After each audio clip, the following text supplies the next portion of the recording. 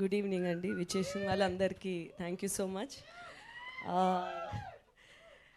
ఈ ఈ సంవత్సరం ఇన్ని సినిమాలు ఇంత వరుసగా వస్తాయి అని నేను ఊహించలేదు. ఒకదాన్ని ప్రిపేర్ అయ్యి దాని నుంచి కోలుకునే లోపల ఇంకొకటి వస్తుంది, అది వస్తుంది అనే టైంలో అదే టైంలో ఇంకొకటి వస్తుంది. చాలా అన్ఎక్స్పెక్టెడ్గా నా ఇన్ని సంవత్సరాల కృషి ఇప్పుడు ఒకేసారి ఇలా ఫలితం చూపించడం అన్నది చాలా ఒక అదృష్టంతో కూడిన విషయమే. సో చెప్పు చెప్పు చెప్పు చెప్పు చెప్పు ఇంత తెలుగు అనేది సాహసమనే చెప్పు.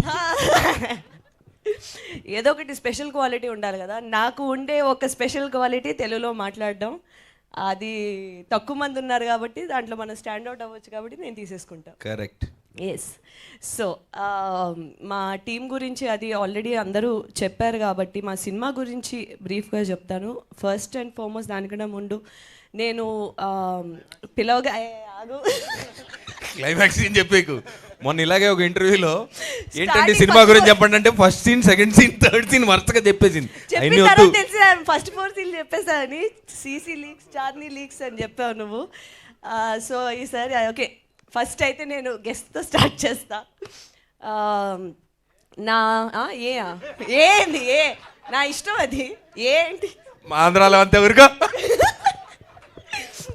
సో పిలవగానే నాకు ఒక మెమరబుల్ సినిమా, ఒక మెమరబుల్ రోల్, ఎప్పటికీ ఒక చరిత్రలో నిలిచిపోయే ఒక సినిమాలో నన్ను భాగంగా చేర్చినందుకు Sandeep, thank you.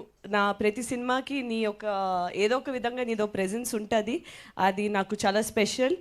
And thank you for coming today. And మా సినిమాకి నువ్వు ఇచ్చిన ఫీడ్బ్యాక్ కానీ ఎవ్రీథింగ్ చాలా బాగా మాకు హెల్ప్ అయింది.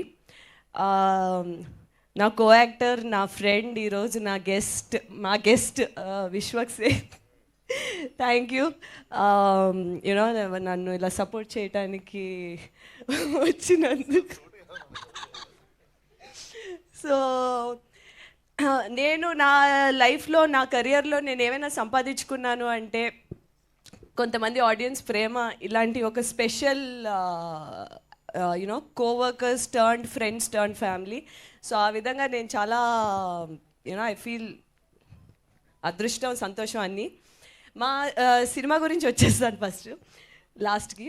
సో ఏవం అనే సినిమా బేసిక్లీ నేను ఒక ఫీమేల్కి మంచి స్ట్రెంగ్త్ ఉన్న క్యారెక్టర్స్ చూసుకుంటున్నాను. ఒకసారి స్టోరీ అంతా మన చుట్టూ రివీల్ అయితే ఎలా ఉంటుంది అనే ఒక ఫీలింగ్ కూడా తెలుసుకుంటే బాగుంటుంది అనే టైంలోని ఈ స్టోరీ నవదీప్కి చెప్పినప్పుడు, నవదీప్ ఈ కథ, ఈ క్యారెక్టర్ చాందినికి బాగా సెట్ అవుద్దేమో, బాగా ఆ క్యారెక్టర్ కొంచెం తనలాగే ఉంది అనేటప్పటికి ఆయన సినిమాలు అవి చూసి అబ్బే నాకేం అలా అనిపించట్లేదు అని, దాని తర్వాత సరే ఇదంతా కాదు అమ్మ ఇంటర్వ్యూలు చూద్దామని చెప్పి మన ఇంటర్వ్యూలు చూశారు.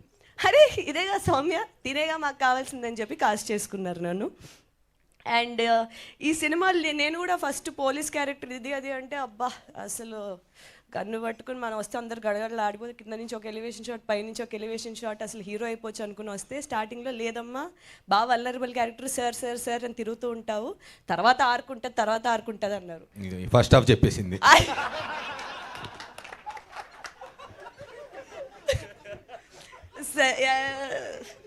అయ్యో ఇది ఏం చెప్తున్నావు బయటకు వచ్చేస్తుంది. యాక్చువల్లీ అదేంటో కంట్రోల్ ఉండట్లేదు. ఈ మధ్య బాగా కంఫర్టబుల్ అయిపోయాను మీడియా ముందు, జనాల ముందు, స్టేజ్ల మీద. ముందు అసలు ఆ కంఫర్ట్ ఉండేది కాదు. సో ప్రిపేర్ ఇప్పుడు ఆ కంఫర్ట్ బాగా ఎక్కువైపోయింది. మరి వరుసగా వచ్చినప్పుడు అలాగే ఉంటుంది. సరే ఈ సినిమా తప్పకుండా పాయింట్స్ బాగుంటాయి మీకు.